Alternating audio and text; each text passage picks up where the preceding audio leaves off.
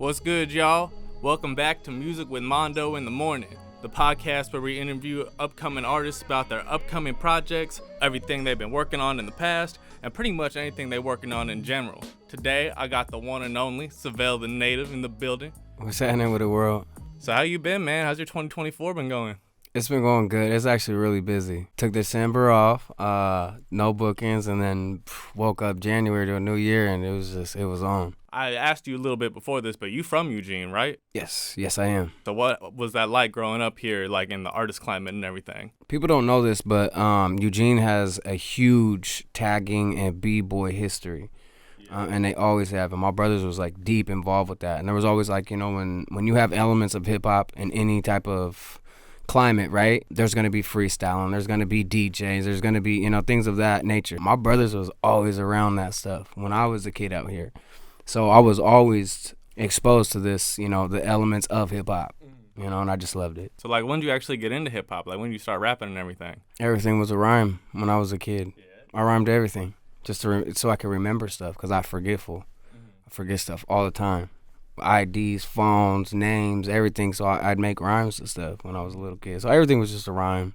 You know what I mean? And I was always freestyling with my friends as a teenager on the block. It wasn't until I was like 22 and I made a song and I was working this job. I worked asphalt, concrete, did the construction thing. And I was working this job and this Samoan dude, I was slapping my new song and he stopped the truck. He was like, "Who is that?" And I was like, "That's me." He was like, "No way." He was like, "Send me that song." And at this time, like, Facebook wasn't booming like that. You know what I mean? Like, if you caught 25 likes, like, he was the one. You know what I'm saying? Like, those days. So I sent him that song, and it was 2 days later, I was getting up to go to work, and my inbox and my notifications on my Facebook was just going bonkers. He had sent it to his people out in Oakland. And they was just slumping it, sharing it, you know what I'm saying, doing their thing with it. And so I seen that it had an effect. And my dad was like, "Kid, that's pretty cool." And I was like, "Well, I got more." So I put out more music. I put out another song, and then it just kept going. So how long you been going now? Like how many years? 7. Okay. Coming up on 7. Shit, man, I wouldn't even know from listening to your shit. Like, you sound like you've been in it for a long, long time. I know you said you've been doing it since forever, but, like, only seriously since 22. But I respect your shit, bro. You got some slappers for sure. It's definitely been a grind, you know what I'm saying? It's always been a passion of mine. I grew up in a hostile environment, a survival type of situations, you know what I mean? So music was my out. That is what we did to laugh and, get those moments of relief. You know what I'm saying?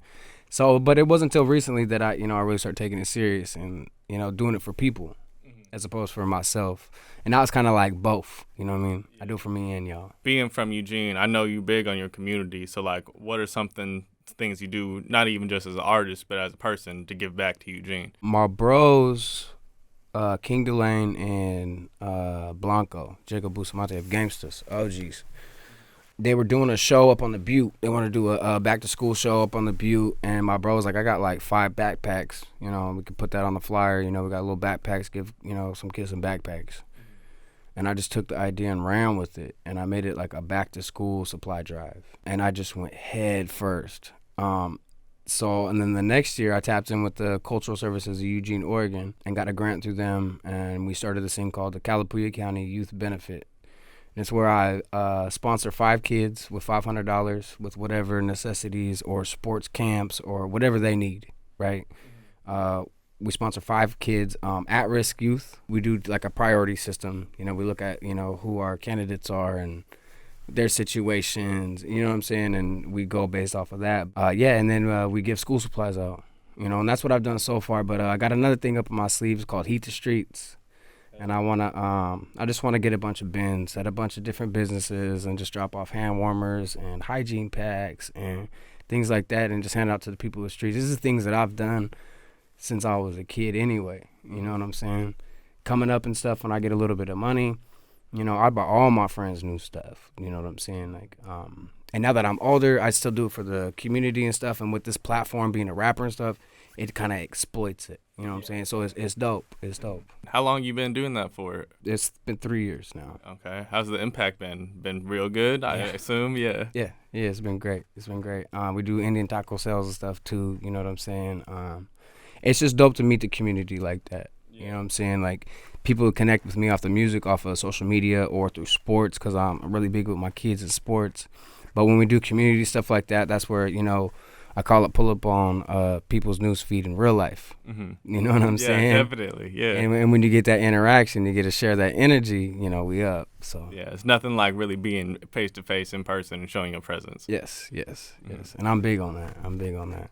Absolutely. So that kind of like leads into my next question. What's your message with your music, and like what do you hope to get out of your music and spreading it with the world? I hope my music motivates people.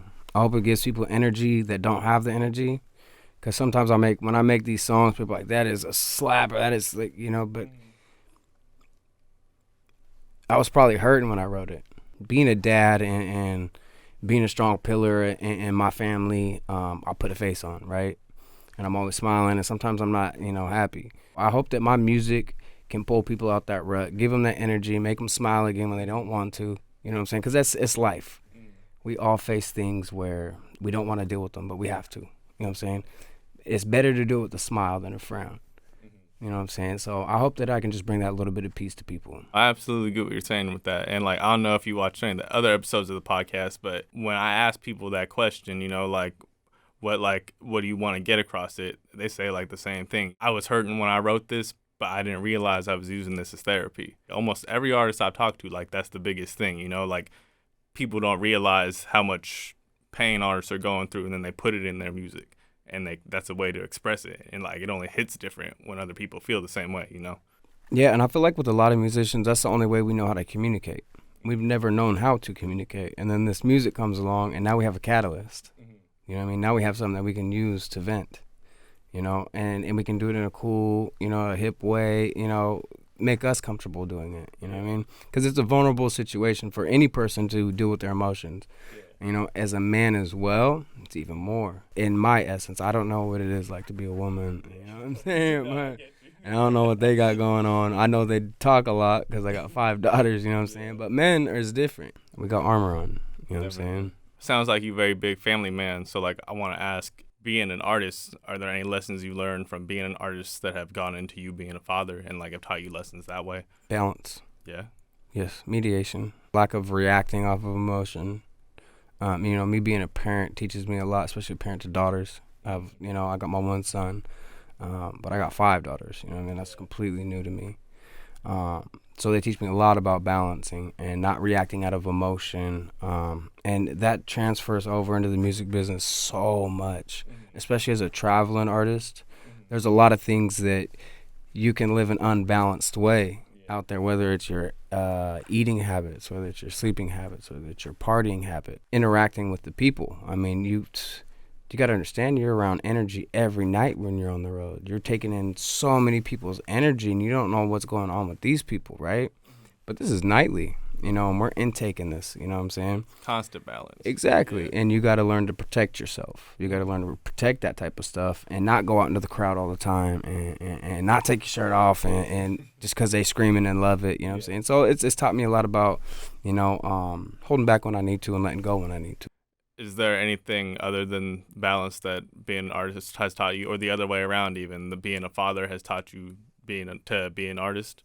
So my parenting is, I'm firm, but I'm fair. Okay. You know what I'm saying? I'm a firm parent, but I'm very fair. If you go along with what we got going on, you can do you. You know what I'm saying? We step out of line, you know what I mean? It's a little bit different.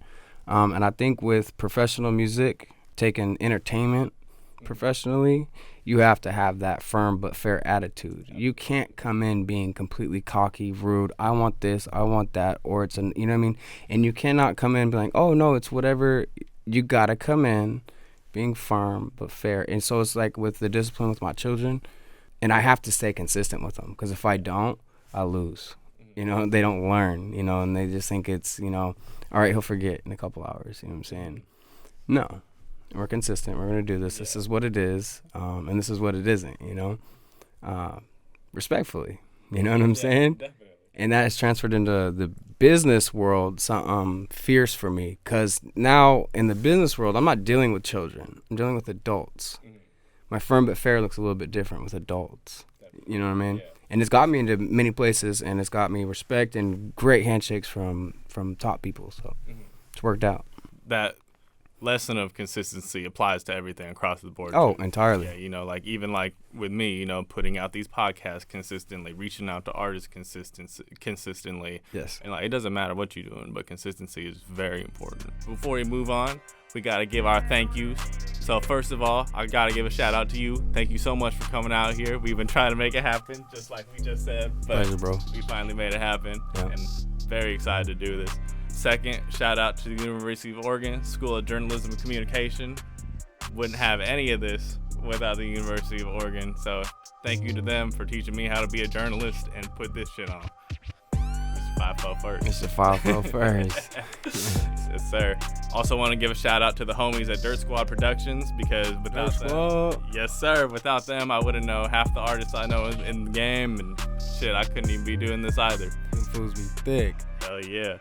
And finally, I want to give a shout out to my guest from 2 weeks ago. We took a little break because we were working on some stuff. It's Denny. That's the homeboy. He put in work on the podcast, so go show him love. He's dropping a project this summer, I believe. And finally, I'd like to mention that if you haven't seen it yet, me and the boys at Dirt Squad put together a little submission for NPR Tiny Desk. So go run that up, because we trying to get that shit, because honestly, I think we got a shot. So let's do that. Support, man. Support your locals. So moving on. Yeah. Upcoming shows and events, man. What you got coming up? I got a lot. Yeah? I got a lot, and I'm not involved with it. It just updates on the flyer now. We talked a little bit about it before I came in here. I was completely independent. Ran this all by myself. I had my partner with me, Conseco. Shout out my bro. You know what I'm saying? Love you. He had to take a step back, you know what I'm saying? So it's just been me, completely independent, running all these plays that you see. I have let the reins go to Chalice Row, my bros. I've worked alongside with them for a couple years. They're taking over all my booking. They're taking over all my routing and everything. So as of now, we're on the Rebel Music Tour. They've curated a tour with me and a bunch of other Native artists. Not a bunch, I'd say. There's 4 of us. But it's all Native lineup, Rebel Music, and we're going everywhere. We're going to youth camps. We're going to reggae bars. We're going to freedom fighter places. We're going to clubs. He's got us wherever we need to be. But coming up, my next show is March 2nd at the Volcanic Pub in Bend, Oregon, and that's with Snotty Nose Res Kids. Yeah. That's going to be my second time opening up for the big bros. I know you just got off tour. How'd that go? It was great. Yeah? Yeah. I was kind of, in a funk about it on my way out on the road. I was in a funk, and I was even talking bad. I was like, I don't know if I love this stuff no more. I'm just not feeling it no more. And in the middle of me complaining, we bent a corner, and there was like 9 bald eagles in a field, and they had all their babies with them.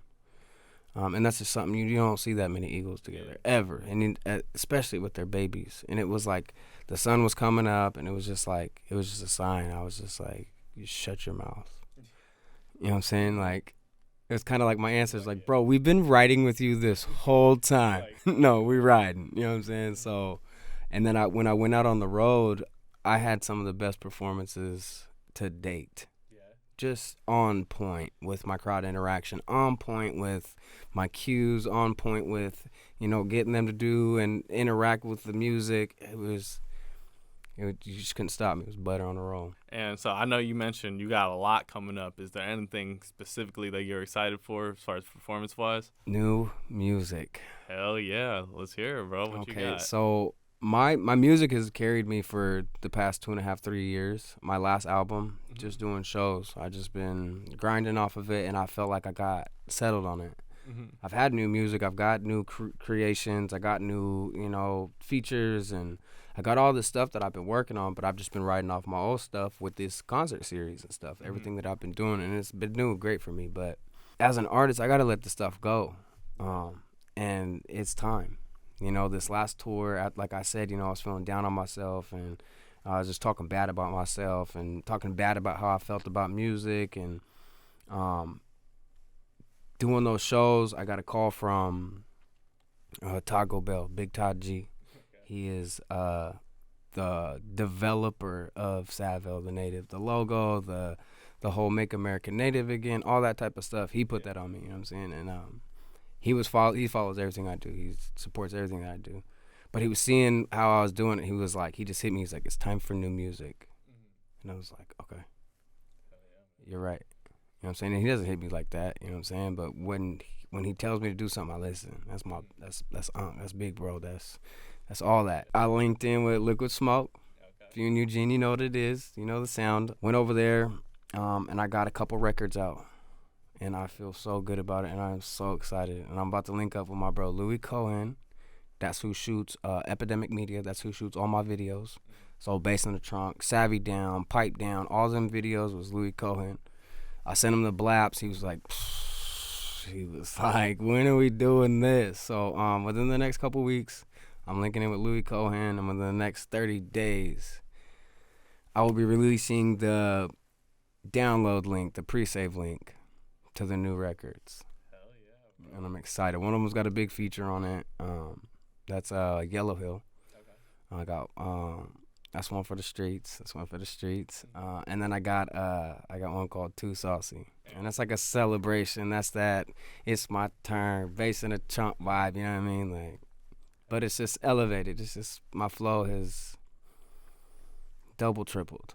I'm just so precise with it now. Just to clarify, you got actual like a full project dropping? Yes. Hell yeah, man. And what's the actual date on that? I don't have an actual date on that. Okay. So if you know me, what I do is I create the whole album. My process is I create the whole album, and I get video shot, and then I get graphics. I get the whole pile, and then I release singles. And I allow those singles to do their thing within a 3-month span. If they do good, I let it go the whole 3 months. I let the singles run their play, and then I drop the album. If they don't do good, then I'm just going to get the album out there. So it kind of depends on how the singles do. But I've ran this play a couple times before, and I'm pretty sure these singles are going to hit. And is there one particularly that you're more excited to drop over the others? Yeah, I'm excited for one in particular, but the people I've sent them out to are excited for another one. So, Okay. I mean, it's not really up to me. And I've learned that because my first project, my second project, there's a song on there, I don't like it. Don't like the song. Don't like the message. I just don't like it. And that's everybody's favorite song, and that's Yeeky's Up. Yeeky's Up is a boom. I told the label I don't like the song. They're like, this song is it. We're sending it to Thizzler. I was like, no, they're going to fucking eat me alive. Bro, everybody loved it.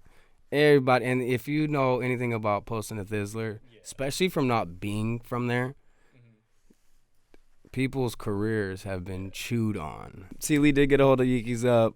He did hear it. JT the Bigger Figure heard it. When it premiered, everybody was sharing it. San Quinn, I mean, it was just going crazy. So my favorite songs don't matter. Okay. It's what y'all like, you know what I mean? Mm-hmm. And why is that one of your favorite songs? It's just because it's me. Okay. You know, it's truly me coming out in the record. You know, the poppy, the swaggy, the saucy. You know, that's just me. You know, that's me having a good time. You know what I'm saying? People like the grungy, chip on my shoulder, in your face music, and I get that. You know what I mean? We live in the drill trap era. You know what I'm saying? Like, I get it. You know what I'm saying? But I'm from an era where music was fun. You know, it wasn't always about like drama and beef. And you know, I was raised in the '90s. And, you know, and music was fun back then. Like the beef like we had was like Tupac Hit 'Em Up, and that was still fun. But he wasn't talking about like headshots and pull up on your mama house and piss up on your granny couch and none of that. You know what I'm saying? Like, it's different nowadays. So I get it, you know, and I do still curate music for that sound, you know. It does work, and I did live that life, and I do have those experiences because I try to get away from it. You know, I'm a dad, you know what I'm saying? But I was talking with one of my bros, and he was just like, look, you can't allow all these people that have never done this stuff that we did to talk about it and you not even speak on it. You know what I mean? You not even put stuff out there that, you know, we really did this stuff. You know what I'm saying? To be able to twist it into a positive, you know what I'm saying? It doesn't have to be all negative, you know. We're obviously not living that, you know what I'm saying? We lived it, you know what I'm saying? So we can talk about the experience and then twist the positive out of how to get out of it or, you know, whatever. We're just having talks about it, you know what I'm saying? And So I got back to that. You know what I mean? Like, he's correct. He's very correct. We can't push that message, and we don't have to make it look super cool. We can be cool when we talk about it, but the message in my music has to change for the positive. I work with the youth. I'm a coach of a mat club. I have 6 children myself. You know what I'm saying? So that's just all that is. You know what I'm saying? So when I do curate that stuff, you just listen close. You know, a lot of people listen to the first bit and they're like, oh, same shit. Not all. Listen to all 3.5 minutes of it. You know what I'm saying? You're gonna get something out of it. I was listening to your shit before this guy, just preparing myself, and like I see the balance. Like, I hear it. Like, there's both sides of everything, and like the biggest thing for me is it's something that's lost for a lot of music. Your music tells a story, and I really appreciate that. Mm-hmm. Of course, man. So, like I ask everybody who comes on this podcast before we wrap everything up, is there anybody you recommend me reaching out to get on here?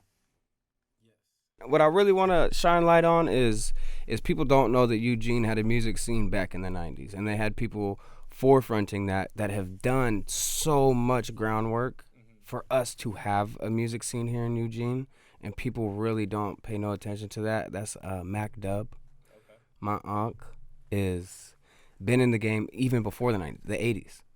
You know, he put on Dirty. I don't know if you're watching this, if you know Dirty. Dirty is moved out to L.A. 15, 16 years ago and has never looked back. You know, is one of the top block artists in Hollywood. Sought after by Snoop Dogg, everybody, you know what I mean? That's all Mac Dub. Gamesters, JB, Blanco, Dizio, them cats. That was all the Mac Dub era.